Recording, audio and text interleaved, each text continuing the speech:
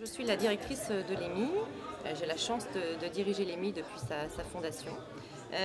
J'ai un parcours, après 8 années passées sur les marchés financiers, dans la gestion financière. Je me suis tournée à plein temps vers l'enseignement puisque j'ai toujours exercé parallèlement à mes activités une activité d'enseignement en mathématiques, en économie. Et depuis 5 ans, je suis directrice adjointe d'un cours privé à Paris. Donc j'ai appris l'enseignement à plein temps dans mes activités. Alors l'EMI, c'est une nouvelle école, l'école européenne des métiers de l'Internet, qui ouvre ses portes en septembre 2011 et qui va former donc à des métiers de l'Internet.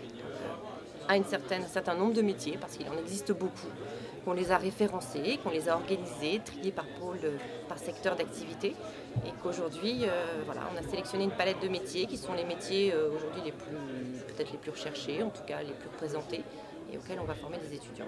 Alors des métiers comme le community management, des métiers dans le développement, la programmation, des développeurs, des intégrateurs, des architectes d'information, et puis tout un tas de nouveaux métiers qui sont extrêmement importants aujourd'hui, comme les traffic analystes ou les web marketeurs. Donc ça touche des domaines très différents. Il va falloir que nous, qu'on soit très innovants dans la formation, qu'on soit toujours updaté par rapport à ce qu'on enseigne, parce que ça évolue très vite. Donc 3 ans, c'est à la fois court pour un cursus, mais c'est en même temps long dans ce secteur d'activité. Donc nous, il faudra qu'on soit toujours updaté dans nos enseignements. Alors nos professeurs, ils ont toujours cette double compétence d'avoir une expérience pédagogique, d'avoir enseigné, d'avoir une expérience d'enseignement, parce que c'est un vrai métier.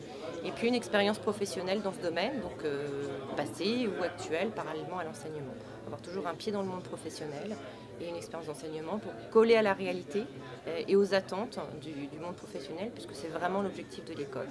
Il y aura vraiment des professeurs rattachés en permanence à l'école et puis des intervenants qui vont intervenir peut-être 10 heures, 15 heures par semaine, d'autres beaucoup plus ponctuellement.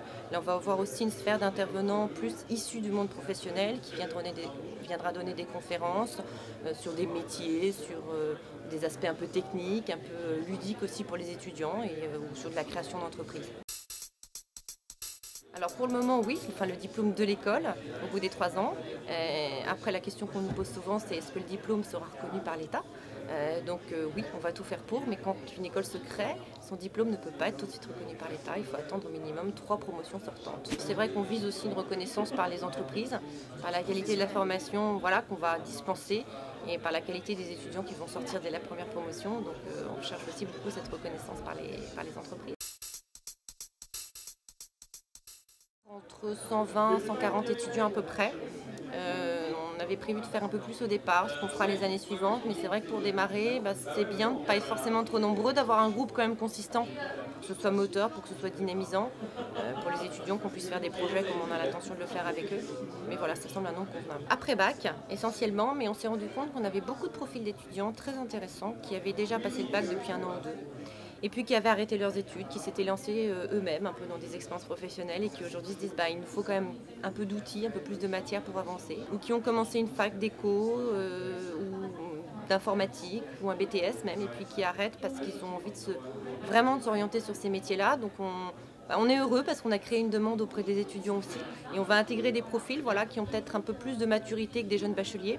Et c'est ce qui va faire aussi un peu la richesse de la promo parce qu'ils vont travailler ensemble, ils vont s'apporter maturité, compétences, expérience. Pour s'inscrire, c'est simple, c'est une demande d'inscription qui se fait par internet, sur le site internet. Et ensuite, si les étudiants, leur dossier est retenu, ils viennent passer des tests écrits qui ne sont pas très académiques, mais c'est plus tester leur capacité de raisonnement, de logique, leurs aptitudes générales, on va dire, déterminer un petit peu leur profil et ensuite on les reçoit en entretien de motivation. Alors là, on est très heureux de s'implanter au Palais Brognard parce que c'est vraiment un symbole formidable pour nous. Maintenant, le Palais Brognard, c'est vraiment le symbole de la nouvelle économie. Le camping y est, tout cet environnement très entrepreneurial, ça correspond tout à fait à notre projet pédagogique. Donc c'est là encore un symbole fort dont on est très heureux. Complètement, il va falloir parce que on va avoir des stages, on a des entreprises partenaires et on cherche encore pour mettre en place des stages en 2e et 3e année puisqu'ils vont être amenés à faire des stages longs de 5 à 6 mois en 2e et en 3e année où il y a des vrais projets individualisés, tutorés par l'école à mettre en œuvre. Justement, il faut savoir que les débouchés de l'EMI, c'est aussi très large, comme pour les stages.